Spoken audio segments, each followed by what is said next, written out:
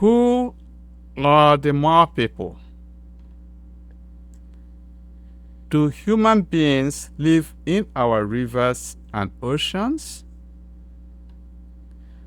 Welcome everyone. Martina and Charles are here to discuss the advanced human beings living in Earth's great river bodies and oceans.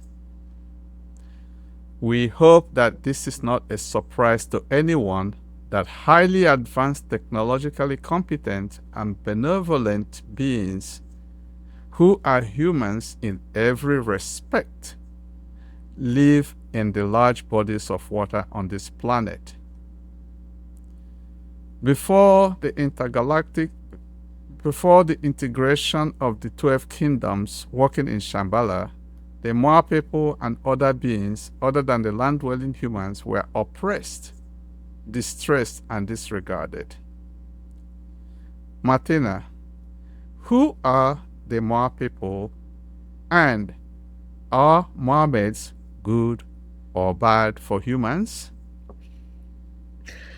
That's a great question. So I guess we all met them in children's book. Their lower body looks more like a fish. Their upper body looks more like a human. So both male and female. And when you go back into Earth's history, then this planet was covered in water, and it was the land that raised out of the water.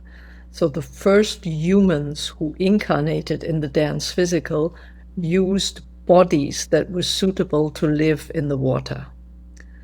Later on, bodies were developed to live on land. Part of those who lived on land returned. That was a tricky thing. We basically forgot about them. They are only in horror stories, like the sirens or the Rusalkas who go after humans. Basically, they're more advanced from their abilities, their knowledge, their technology than we are at the moment. Do they go after us? Rarely, if we intrude too much.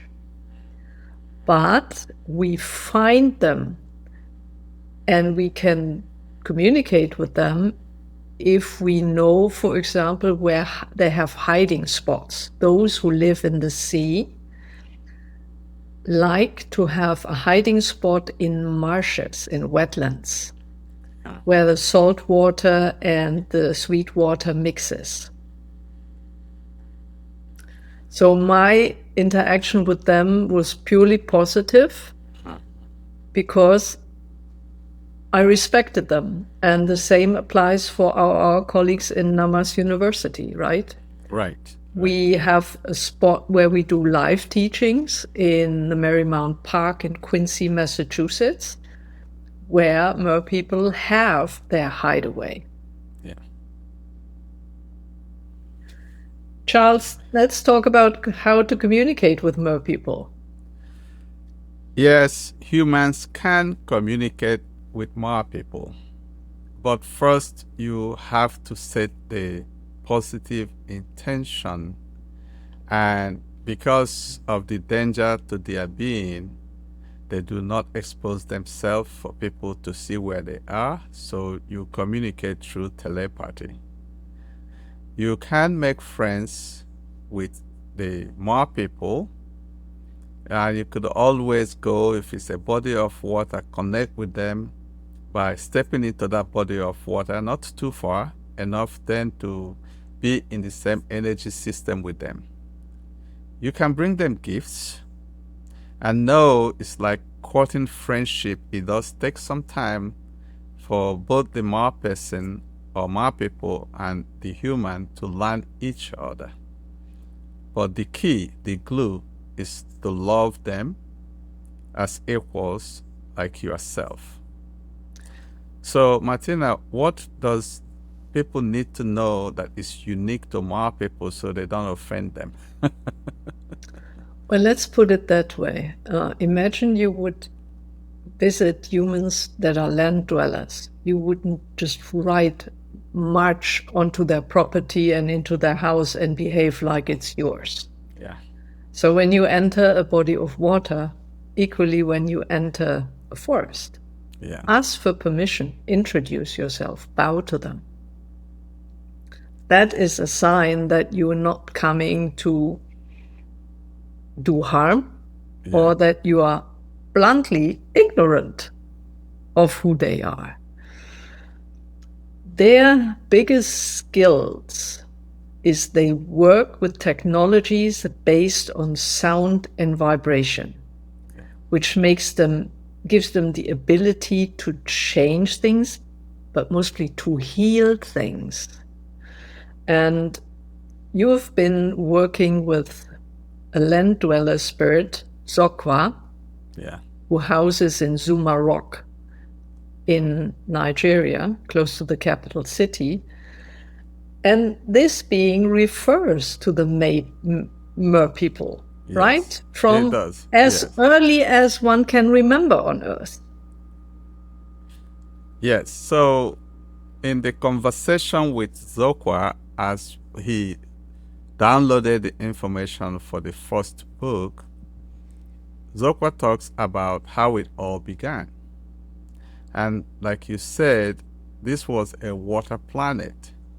So even the big bodies, the rocks, the mountains were all growing under the water. So they were used to having these beings around.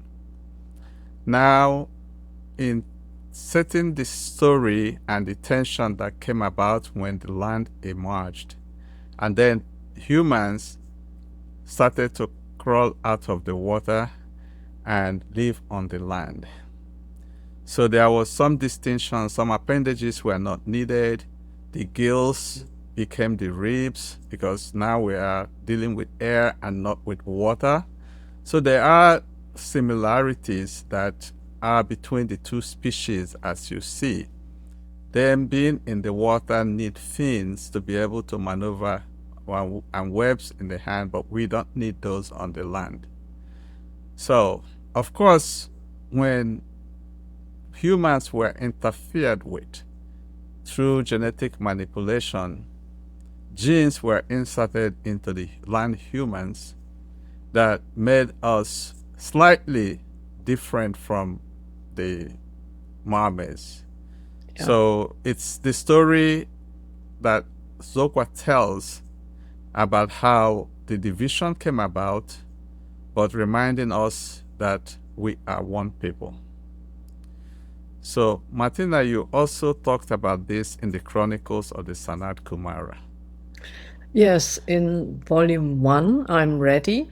Yeah. There's an interaction between the main character, Lucia, and a merman with a trident, who kind of, comes very close to her and says, now you tell us the land dwellers. Yeah. And the basic message is, look, the secrets is in vibration and sound.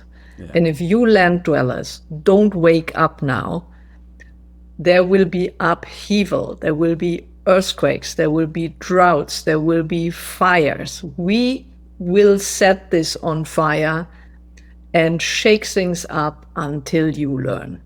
It is your job, so to speak, Lucia, to shake them up, which is saying, look, you land dwellers, get down from your arrogant rostrum.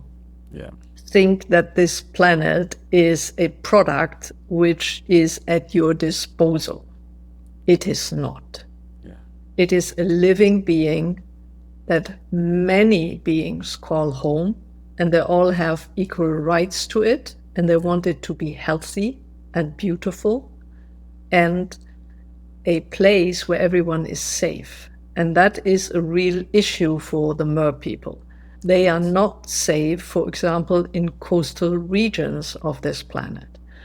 And that is why they have hideaways in marshes, like the one in Merrymount, where YOUNIVERSITY does live teachings and also helps people to learn how to telepathically communicate with the Merpeople. Charles, could you tell a bit more, because you're part of the team who does these courses? Yes, we have a triangle of myself, Deborah Lee Flynn, who's the guardian of the Galactic Nature Station, and her husband, Donald Flynn.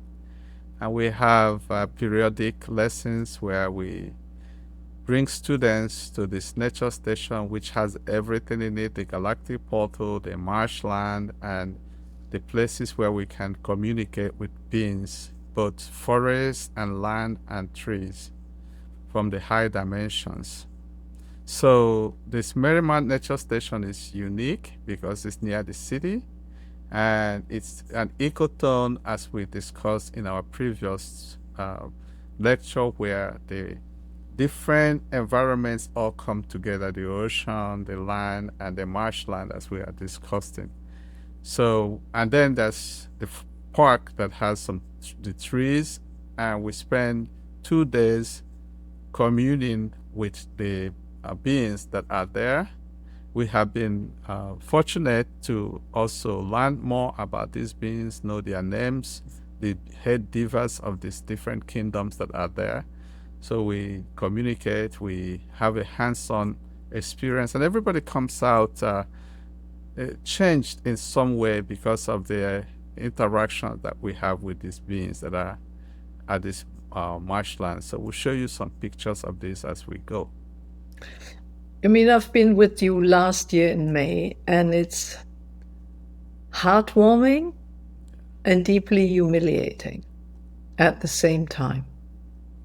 Let's put it that way. I learned so much about them. It's just, I mean, I put my hand flat on the water, not into the water making a noise or a splash, just put the hand flat on the water and signal, we are here, we'd like to talk. Yeah.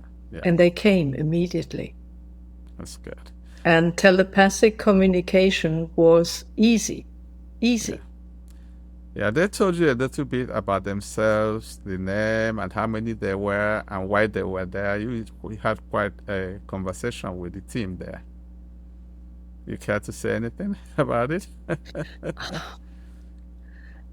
They told us that the marshlands, so where the salt water comes together with sweet water and in an ecotone, these are places where they seek refuge. Yeah. Because just imagine on the coastlines, what are we doing? They're full of ships, being it commercial, fun, military.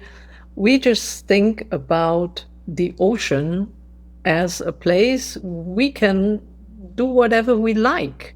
It's just like people would storm into your house you've never met and do whatever they like. Would you like that? No. You'd find places to retreat. Fortunately enough, we now learn more and more that they have other places along the coastlines in many countries that the Merpeople, who are many people spread all over the oceans, the rivers, the lake, have their retreats. Yeah. And one of them, for example, in the south of France, near Montpellier, is an area that's called the Camargue, which is a huge ecotone, huge. And there, for example, Merpeople have their refuge as well, as have flamingos and wild horses and wild bulls. This is a just breathtaking place to come and observe and come as a guest. Yeah. So we'll continue through this video podcast, and we let you know step by step other places around the globe where you could go. If you live in North America, it's worthwhile making the effort to go to one of the weekends in Merrymount, Quincy, Massachusetts. If you live in Europe, it's worthwhile to make the travel to the Camargue and explore this huge place by yourself, being aware that you enter someone else's home. Good. Thank you, Martina. So I want to reinforce the need to be respectful.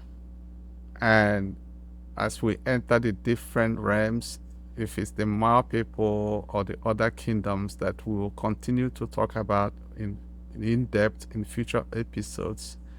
Next week we'll go in depth into the Deva kingdom, so you will learn more about how they work and how to work cooperatively with them. So remember to let us know where you are watching from, which country or which city, and send us the question. We appreciate receiving your comments and reviews. Thank you, everyone, and goodbye. Thanks for watching. Bye-bye from me as well.